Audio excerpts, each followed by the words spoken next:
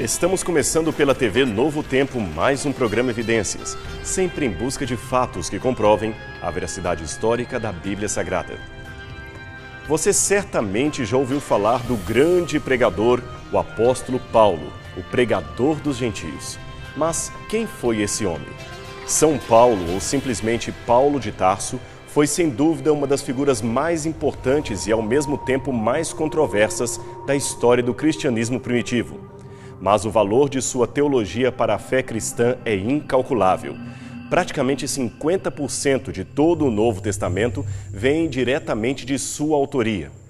Conceitos chaves como o significado expiatório da morte de Jesus Cristo, a divindade messiânica de Jesus de Nazaré, a salvação pela graça mediante a fé, etc., tudo isto e muito mais são valores de fé que hoje temos graças ao trabalho incansável desse soldado de Jesus. Mas, antes de entrar nesses conceitos teológicos, precisamos conhecer um pouco mais a vida deste homem, desde os seus primeiros anos até o seu martírio por amor à fé cristã.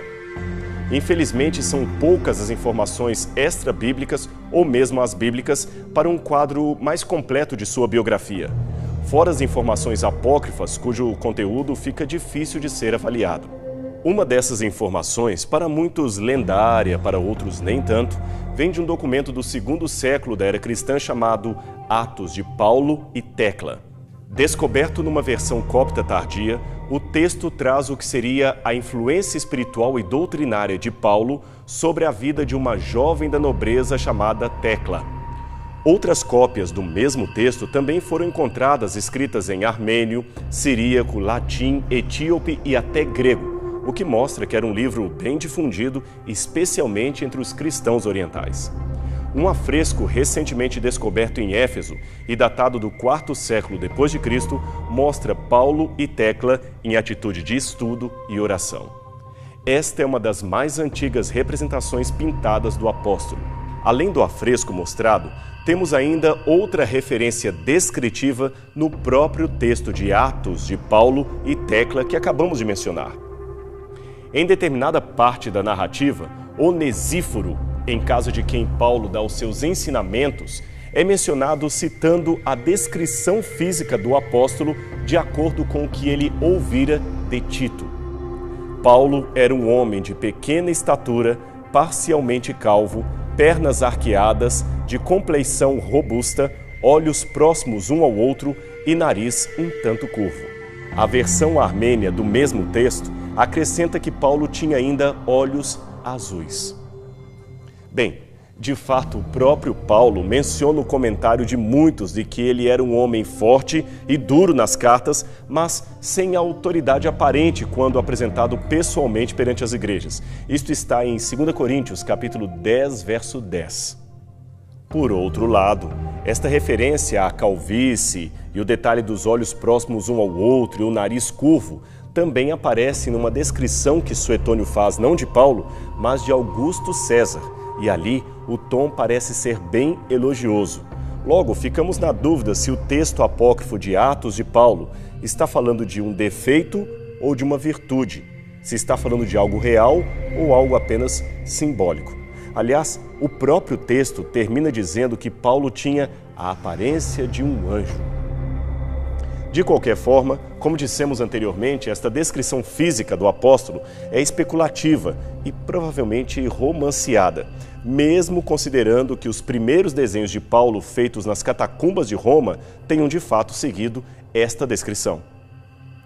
Menos especulativo, no entanto, é a declaração que temos do seu caráter e o seu amor pelo Evangelho de Jesus Cristo. De acordo com o livro de Atos, Paulo nasceu na cidade de Tarso, localizada na região histórica da Cilícia, que hoje pertence à província de Mersim, território turco, às margens do mar Mediterrâneo. A moderna cidade de Tarso, com seus 2 milhões de habitantes, cobre a maior parte das antigas ruínas, de modo que quase nada se dá para ver da cidade que Paulo havia conhecido. Esse tipo de problema, como soterramentos centenários ou milenares, é comum com a arqueologia e ela tem às vezes que lidar com esse entrave na hora de realizar as suas escavações. Só para você ter uma noção, calcula-se que as ruas pelas quais Paulo andou estejam hoje 6 metros abaixo da calçada por onde estas pessoas estão passando. É a lei da estratigrafia somada à lei do progresso que não pode ser interrompido. Por isso, apenas um ou outro monumento dos antigos tempos greco-romanos ainda permanece de pé, podendo ser visível e fotografado por turistas do mundo inteiro. Este arco é uma das antigas ruínas que demarca o local do primeiro encontro entre Cleópatra e Marco Antônio, ocorrido no ano 41 a.C. Os turistas também são levados a este poço, chamado Poço de São Paulo, e às escavações desta antiga casa sob o vidro, que os guias juram ter pertencido à família do apóstolo. Mas isto, é claro, baseado apenas na piedade popular e não com qualquer respaldo da arqueologia. O que temos de concreto é que Tarso não era de modo algum uma cidade insignificante. Pelo contrário, ali era um importante centro com quase 300 mil habitantes. Não somente Paulo, em Atos, capítulo 21, verso 39, referiu-se à grandeza dessa cidade, como também o geógrafo Estrabo fez um importante testemunho a respeito da sua grande equivalência política e econômica para a região. Ali havia um grande centro de cultura filosófica contendo escolas de retórica, literatura e hermenêutica. Paulo talvez estudou em algumas dessas escolas. Até os estoicos fizeram de Tarso a sua capital cultural. Em 66 a.C., Pompeu agraciou cidadãos de Tarso, inclusive os judeus, com o título de cidadania romana honoris causa, porque eles haviam ajudado os romanos a expulsar os piratas que dominavam o litoral da Cilícia. Sendo assim, é possível que o pai ou o avô de Paulo tenham participado desta premiação militar e, por conseguinte, passado o privilégio para o seu herdeiro, o que faz sentido, pois isso está em Atos capítulo 16, verso 37. Ali, Paulo, em companhia de Silas, declara ao carcereiro que ele era cidadão romano. O texto de Atos 22, 27 e 28 é ainda mais interessante. Numa situação de tumulto, Paulo foi interpelado pelo oficial romano que lhe perguntou: "Dize-me, tu és cidadão romano?" Ele respondeu: "Sou." Disse o comandante: "Eu paguei uma grande soma de dinheiro para adquirir esse título, esse direito de cidadão." Mas Paulo respondeu: "Eu sou por direito de nascimento." Não sabemos ao certo como ou por que os ancestrais de Paulo foram parar ali em Tarso. Pode ter sido por razões comerciais ou por responderem à colonização ordenada por um governante sírio qualquer. São Jerônimo cita uma tradição de que os antepassados de Paulo eram originários da Galileia, mas a Bíblia apenas diz que ele era descendente da tribo de Benjamim, cujos membros residiam mais ao sul, próximos a Jerusalém, na região da Judéia. Também não sabemos por quanto tempo os antepassados de Paulo residiram em Tarso, mas de acordo com Atos capítulo 9, verso 11 e Atos 22, verso 3, a sua família aparentemente mudou-se em algum momento para a região de Giscala, que era uma vila da Galileia próxima à região antiga de Assor, e ali ele ficou até que os romanos a tomaram. Então eles voltaram para Tarso.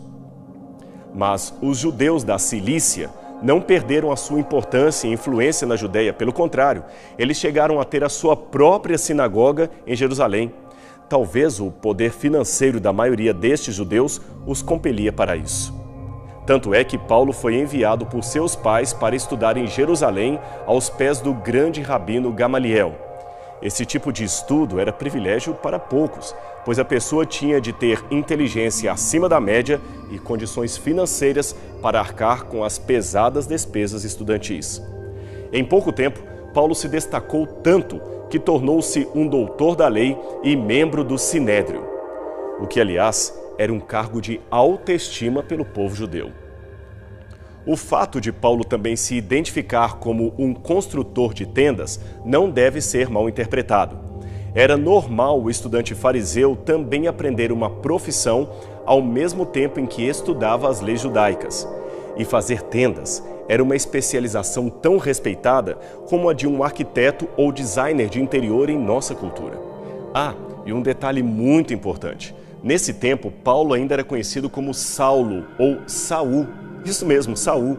Ele tinha em hebraico o mesmo nome do primeiro rei de Israel. A Bíblia não nos informa o porquê dele ter trocado o seu nome de Saul para Saulo ou para Paulo. Talvez tenha sido uma troca apenas aparente ou por uma situação comum naqueles tempos. Afinal, a única coisa que a Bíblia diz é o seguinte: todavia Saulo, também chamado Paulo, Atos 13, verso 9. Aqui, esta passagem afirma que o apóstolo é chamado de Saulo e, a partir de então, a narrativa de Lucas passa a tratá-lo como Paulo. Mas não há um claro indício do porquê da mudança, apenas há de uma possessão de dois nomes. Parece ser também o caso de Silas, companheiro de viagem de Paulo, que era chamado às vezes de Silas, mas também de Silvano, conforme lemos em 2 Coríntios capítulo 1, verso 19, 1 Tessalonicenses 1, verso 1 e Atos 15, 22 a 40. Saulo, portanto, era a tradução grega do seu nome hebraico e Paulo era o seu nome em latim. Aliás, uma situação análoga a João Marcos, o seu outro companheiro de viagem, de acordo com Atos capítulo 12, versos 12 a 25. João era um nome hebraico e Marcos um nome latino. Por outro lado, porém, não podemos descartar por completo a hipótese de uma mudança deliberada do nome. Realmente esta possibilidade existe. E se assim for, qual seria a razão para a troca? Bem, uma das possibilidades é que quando ele passou a pregar para o mundo helenizado, teve um problema porque a versão grega para Saulo ou Saul seria Saulos. E esta tinha uma conotação pejorativa que ele tentava evitar. Esta é uma possibilidade, é claro. A outra é que ele escolhera o nome Paulo para representar a sua nova condição espiritual, pois no Oriente Médio mudar de nome significa mudar de vida. E é interessante que o nome Paulo vem do latim Paulus, que significa pouco ou pequeno. Seria esta uma referência à sua estatura ou à sua nova condição de humildade espiritual? É difícil saber. O fato é que Paulo, então Saulo, era muito zeloso com o judaísmo que professava. Um dia, ele se viu confrontado com a pregação de um outro judeu helenista que aparentemente pregava contra o templo, contra Jerusalém. O seu nome era Estevão. Numa manobra ilegal, os judeus resolveram apedrejar o compatriota, mesmo sem qualquer permissão por parte de Roma. E Saulo, é claro, consentia com tudo aquilo. Saulo, por sua vez, foi mais além. Ele percebeu rapidamente de onde vinha aquela heresia daquele judeu helenista. Ele era influenciado pela seita de outro judeu perigoso chamado Jesus de Nazaré. E muitos acreditavam que esse Jesus era o Messias. Essa gente, pensou Paulo, deveria ser interrompida, eliminada. Eles eram perigosos. Ele então pediu aos líderes judeus que lhes dessem carta de recomendação para que ele pudesse ir de sinagoga em sinagoga, munido de uma pequena milícia, para prender esses seguidores de Jesus e, quem sabe, se preciso fosse, apedrejá-los como fizeram com Estevão. Esse ato provavelmente era ilegal, pois os judeus não tinham direito de sentenciar alguém à morte. Só Roma podia fazer isto. Lembre-se que no caso de Jesus, por exemplo, eles tiveram de levar a questão para Pilatos, pois só ele poderia condenar Jesus à morte. Já no caso da mulher adúltera, o que eles queriam era colocar Jesus numa armadilha. Afinal de contas, se o mestre mandasse apedrejar a mulher, estaria infringindo uma lei romana. Se a poupasse, estaria infringindo uma lei mosaica. Saulo possivelmente tinha algum tipo de treinamento militar. Dizemos isto pelo modo familiar como ele escreverá a respeito de armas, armadura e a linguagem de guerra que ele usará em muitas de suas cartas. Fora, é claro, o fato de que os originários da Cilícia geralmente participavam de milícias romanas. Ele então tomou um punhado de soldados, certamente os guardas do templo, e saiu a perseguir e prender cristãos, que nesta época ainda não eram cristãos no sentido moderno da palavra, mas judeus que haviam aceito a Jesus de Nazaré como o prometido Messias. Essa gente ainda frequentava livremente as sinagogas todos os sábados e eram, no entender de Paulo, a grande ameaça ao judaísmo tradicional. Ele então resolveu iniciar a sua perseguição pela cidade de Damasco, que ficava a cerca de 240 quilômetros distante de Jerusalém. Conforme diz a Bíblia, ele estava provido de credenciais que lhe dariam autoridade para, encontrando os que eram do caminho, assim homens como mulheres, os levasse presos para Jerusalém. Atos 9, verso 2. O caminho, apenas para que você saiba, era o apelido inicial que foi dado aos seguidores de Jesus de Nazaré. Nesse tempo não havia ainda aquela organização que hoje chamamos de cristianismo. Mas por que Paulo começou a sua perseguição em Damasco? Frank Arrington, especialista em Novo Testamento, nos dá a resposta. Damasco representava muito mais para Saulo, o rígido fariseu, que outra parada em sua campanha de repreensão. Era o ponto central da vasta cadeia comercial, com extenso comércio de linhas de caravana, alcançando do norte da Síria, Mesopotâmia, Anatólia, Pérsia e Arábia. Se o novo caminho do cristianismo florescesse em Damasco, logo chegaria a todos estes lugares. Do ponto de vista do Sinédrio e de Saulo, o grande perseguidor, o cristianismo tinha de ser detido em Damasco. Mas foi justamente na estrada de Damasco, a caminho da cidade, que a situação se inverteu de um modo que ninguém poderia imaginar. Um forte clarão cegou o perseguidor e ele caiu desnorteado no chão, não enxergando mais nada, mas ouviu uma grande voz que lhe dizia: Saulo, Saulo, por que me persegues? Atos 9, verso 4. Interessante que a voz não disse a Paulo ou a Saulo: Saulo, por que persegues o meu povo? Ou por que persegues os cristãos? O pronome pessoal é muito claro. A voz dizia: por que me persegues? Aqui temos uma forte lição de eclesiologia. O que se faz ao povo de Deus, se faz ao próprio Deus. A visão da estrada de Damasco foi tão fortemente ilustrada nesse Caravaggio pintado por Luca Giordano, que mostra a grande descoberta de Paulo. Ali ele percebeu finalmente que Jesus de Nazaré estava vivo e era de fato o Messias prometido dos judeus. Logo, ao perseguir os seus discípulos, ele estava declarando guerra ao Messias e, por consequência, se tornando inimigo do próprio Deus de Israel, pois Jesus era o glorificado Filho de Deus. Foi exatamente esta uma das últimas verdades proferidas por Estevão, quando viu a glória de Cristo. Eis que vejo os céus abertos, declarou ele, e o Filho do Homem, que está em pé à mão direita de Deus. Atos 7, verso 56. A revelação na estrada de Damasco era arrasadora, pois ela jogava por terra todas as convicções de Saulo acerca de quem ele era e de quem era Jesus. Este reconhecimento imediatamente o levou a se colocar à disposição daquele com quem ele falara. Assim diz a Bíblia em Atos capítulo 9, verso 6. E ele, tremendo e atônito, disse: Senhor, que queres que faça? Assim pode-se dizer que, da mesma maneira que Paulo, como fariseu, se dispusera a zelar pelo nome com que Deus se revelara a Moisés, agora se dispunha a zelar pelo nome de Jesus, ainda que lhe fosse necessário sofrer por causa disto, o que de fato aconteceria, conforme lhe foi revelado mais adiante por Ananias, o servo a quem Deus enviara ao seu encontro. Como tudo aconteceu próximo à entrada da cidade, Saulo continuou seu percurso até Damasco, mas por 3 dias não pôde enxergar nada, nem tinha condições para comer ou beber. Foi aí então que Ananias apareceu, oferecendo ajuda e restaurando a sua visão. Ananias era um outro convertido a Jesus e terminou se tornando seu tutor espiritual e seu amigo. Foi Ananias também que o batizou na sua nova fé cristã.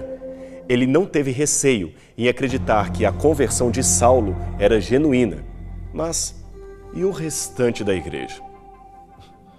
Infelizmente, não foi tão hospitaleira a recepção de Paulo como pensávamos que haveria de ser. Paulo começou a sofrer perseguições de todos os lados. Primeiro dos judeus, os seus antigos companheiros que agora tentavam matá-lo, e depois dos seus novos irmãos de fé, que por muito tempo continuaram nutrindo desconfiança em relação à sua pessoa. A conversão de Paulo aparece em 3 narrativas, 2 escritas por Lucas no livro de Atos e uma terceira escrita pelo próprio Paulo no livro de Gálatas. Embora haja alguma variação em cada uma das narrativas, estas podem ser explicadas pelo propósito de cada uma e a audiência à qual destinavam. Mas todas são unânimes em afirmar que a experiência em Damasco transformou Paulo de perseguidor fanático da igreja a ardente defensor do cristianismo. Pelo relato que encontramos em Gálatas, capítulo 1, verso 17 e 18, sabe-se que Paulo passou algum tempo ainda em Damasco, depois foi para a Arábia e só então retornou a Jerusalém, depois de 3 anos. Talvez ele mesmo queria que o tempo e a distância ajudassem a apagar a sua imagem de inimigo perseguidor. Além disso, não era incomum que homens escolhidos por Deus para uma grande missão se afastassem temporariamente para regiões desérticas antes de iniciar o seu ministério. Assim foi com Moisés, Elias, João Batista e o próprio Jesus. Mas nem o tempo curou o sentimento de suspeita dos discípulos. Paulo foi se apresentar aos apóstolos, mas a recepção foi muito fria. Além disso, ele tinha uma trama dos helenistas que queriam matá-lo, e isto acabou obrigando-o a sair de Jerusalém e ficar aproximadamente 2 anos, isto mesmo, 2 anos, recluso na cidade de Tarso, a sua terra natal. Do tempo passado em Tarso, nada se sabe. São os anos obscuros do ministério de Paulo. Talvez ele continuou a sua vida apenas trabalhando como fabricante de tendas e frequentando a sinagoga local. É difícil saber. Mas tudo mudou quando Barnabé apareceu convidando-o para ser o seu auxiliar missionário. Então iniciam-se as famosas viagens missionárias de Paulo pelo Mediterrâneo, 3 ao todo. Nelas ele enfrenta ameaças, tentativas de morte, questionamentos e privações de toda a sorte. Mas também ganhou novos conversos e novos amigos que foram a grande alegria de sua carreira. O fato dele pregar para os gentios trouxe grandes controvérsias com os apóstolos.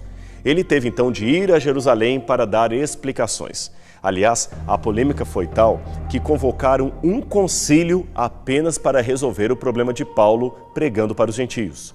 Houve momentos em que ele sentiu-se desanimado, cansado. Muitos na igreja não o aceitavam. Ele mesmo havia discutido com Pedro e desentendido com Barnabé e João Marcos. Na hora do aperto, muitos de seus companheiros o haviam abandonado, e a ameaça de falsos mestres era uma constante nas igrejas que ele havia fundado. Paulo finalmente tinha uma ideia que não o deixava tranquilo. Ele tinha de ir a Roma, ele tinha que levar o evangelho à capital, nem que fosse a última coisa que fizesse. E o seu objetivo último era mais do que Roma, ele queria testemunhar perante César. De um modo muito estranho, a providência tornou isto possível. Em Jerusalém, Paulo foi preso e, a fim de salvar a sua vida, foi enviado ao procurador de Roma em Cesareia.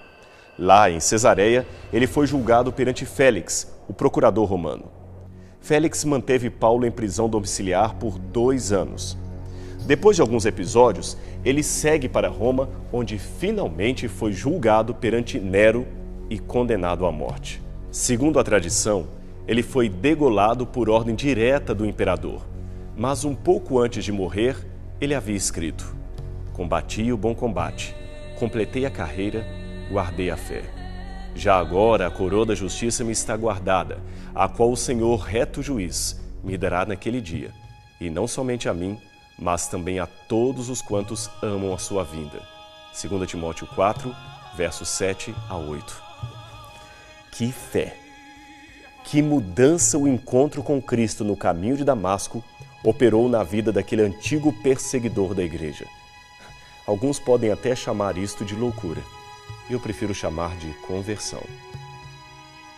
E quer saber o desejo real de todos nós da equipe do programa Evidências? Que você que nos assiste e todos nós que fazemos parte deste programa possamos experimentar todos os dias um encontro com Cristo semelhante àquele experimentado por Paulo. E tenha certeza de uma coisa: se você responder sim ao chamado de Cristo, como aconteceu ao grande apóstolo, eu afirmo, a sua vida nunca mais será a mesma. Melhorará e você terá a esperança da vida eterna. Pense nisto e a gente se encontra aqui novamente semana que vem no seu programa Evidências.